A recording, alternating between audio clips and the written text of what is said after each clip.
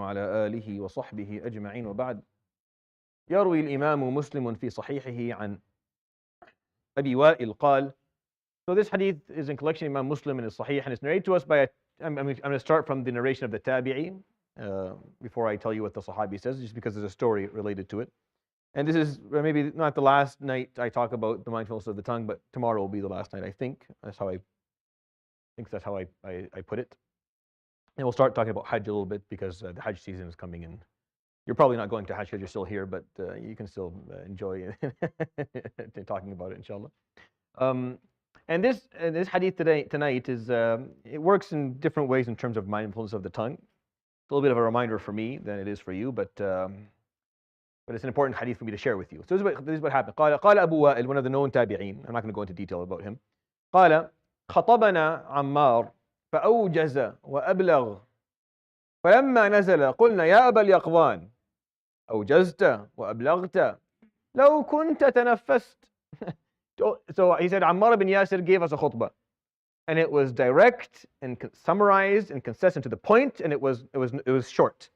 It was just very to the point, very clear. There was no extra addings to it, and it was short. So when he was finished, they said Ya Abu al-Yaqzan, which is his name. It was clear, it was concise, it was summarized, it was to the point. But you could have taken a breath in the middle of it. It's like Ammar just went in just one direction. He started Alhamdulillah till the end of the khutbah, and he was done in like 10 minutes. They told him, you could have taken a breath. Don't you breathe? Breathe in your khutbah. He was very quick. فقال رضي الله عنه إني سمعت رسول الله صلى الله عليه وآله وسلم يقول. Said, I heard the Prophet say the following. إن طول صلاة الرجل وقصر خطبته مئنة من فقهه فأطيلوا الصلاة وأقصروا الخطبة وإن من البيان لسحرا. So this hadith actually is narrated for you for the last piece. That's what you're going to take from. I have to kind of talk about the first piece for myself. But he said, sallallahu alaihi wasallam, in this hadith, he said, indeed, the lengthening of one's prayer and the shortening of one's khutbah is evidence of their fiqh, is evidence of their knowledge of Islam. They understand why things are being done, so they're doing it right. So lengthen your salah and shorten your khutbahs. So a lot of people misunderstand this hadith, and they think that means that the Salat al-Jum'ah should be longer than the khutbah. That's not what this hadith means at all. The lengthening of the salah and the shortening of the khutbah are in comparison to actions of the same nature.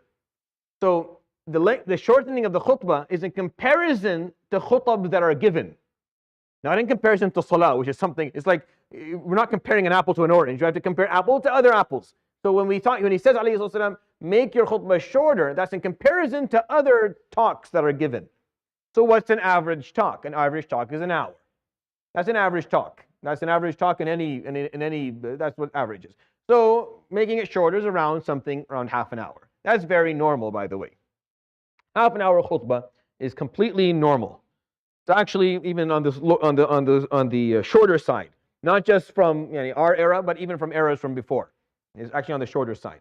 To want something less than 30 minutes is basically play now. It's like the 15-minute tarawih, when you eat and you just want to kind of do a little bit of movement to kind of get rid of that the indigestion. So you can make Salat al-Tarawih really short. And it's happened before. And yes, it still happens today, and you'll find masajid that do it that way. But is that really what the point of this active worship is? And that's, I think, open for debate. So فَأَقْصِرُوا الْخُطْبَةِ, making the khutbah shorter is in comparison to other khutbahs. And إِطَالَةُ الصَّلَاةِ, and making salah a little bit longer, is in comparison to other acts of prayer. So in comparison, for example, what you would do for how long you would stay standing for a given dhuhr, because Jum'ah is actually dhuhr. So how long do you recite Quran in for dhuhr? Then make it a little bit longer in Jum'ah. Now we don't do that given very well. We should be doing it a little bit better. But usually the reason is that people have lost their ability to show any degree of patience to attend Jum'ah appropriately. Everyone wants to be out in a very short period of time.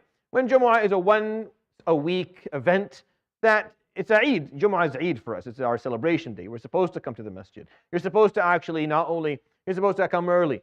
You have to have a nice shower, you get your best clothes on, you smell nice, you come early, you recite Surah Al-Kahf, you listen to the khutbah, you pray, you hang out a little bit afterwards. That's how Jum'ahs have always been during his life, عليه الصلاة والسلام.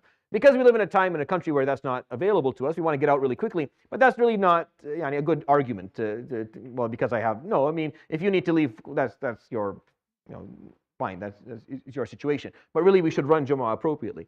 So when we talk about the khutbah should be short and the salah should be longer in comparison to their same nature. So yes, Jumu'ah should maybe be a little bit longer. Maybe we should be reading a little bit more. But in the khutbah department, an average talk is an hour, and that's why actually hours exist as a time limit for things. So when we say khutbah should be short, half an hour is actually very reasonable. A little bit longer is actually very reasonable as well. I'm not trying to defend myself. I'm just saying that is what it is. Like when I give a halaqah, I go for an hour, sometimes an hour, 10 minutes. Khutbah, I don't do that.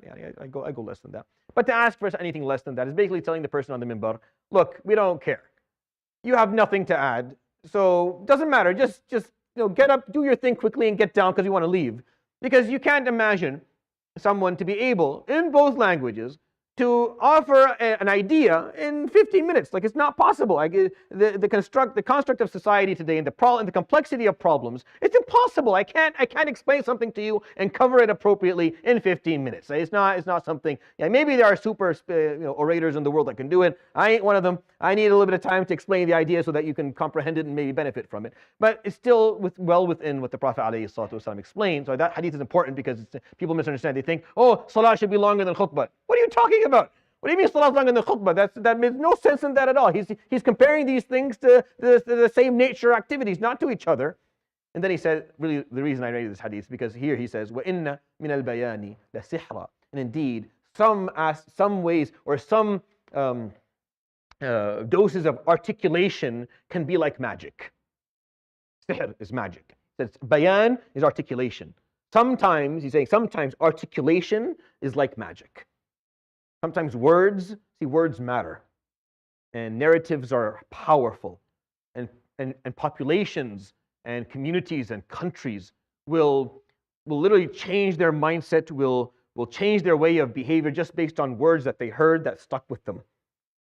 And orators of the past are really the people who changed the course of history. We know that. We know that even the worst leaders, even the leaders that are just pure evil, they were good orators.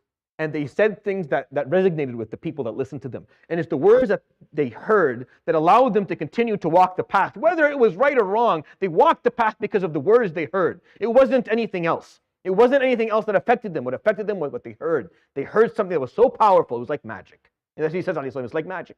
The power of words is very powerful. Your words are powerful. The point of this whole theme. Your words are powerful. They possess power. They really do.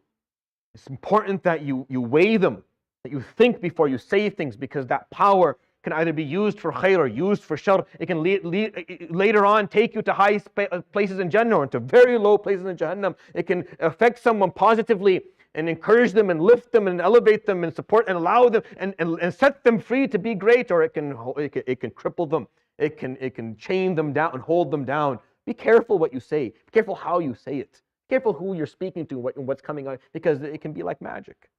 Those are his words, alayhi salatu. He was called a magician. He was never was. He wasn't a sahir. But then he used that word to say, but yeah, sometimes words can be like magic. It can be so powerful, so meaningful, it can touch a part, it can resonate with you. Like, yeah, and then it shapes your mindset and it shapes the way you move forward. And he did, sallallahu alayhi wa sallam. It wasn't magic, but his articulation was like magic. The closest thing to it. The articulation of the Quran is like magic. It's not magic, but it's like it. It's close. Those words in the Quran, the book of Allah subhanahu wa ta'ala, those quotes, those things he said, those gems he left us subhanahu wa ta'ala are very powerful. They can shape a life if you allow them to. يروي الإمام مسلم في صحيحه عن أبي وائل قال: خطبنا عمار فأوجز وأبلغ فلما نزل قلنا يا أبا اليقظان أوجزت وأبلغت لو كنت تنفست فقال: إني سمعت رسول الله صلى الله عليه وسلم قال: إن طول صلاة الرجل وقصر خطبته مئنة من فقهه فأطيلوا الصلاة وأقصروا الخطبة وإن من البيان لسحرا. صدق رسول الله صلى الله عليه وآله وصحبه وسلم. سبحانك اللهم وبحمدك، أشهد أن لا إله إلا أنت، أستغفرك وأتوب إليك. وصلى الله وسلم وبارك على نبينا محمد وعلى آله وصحبه.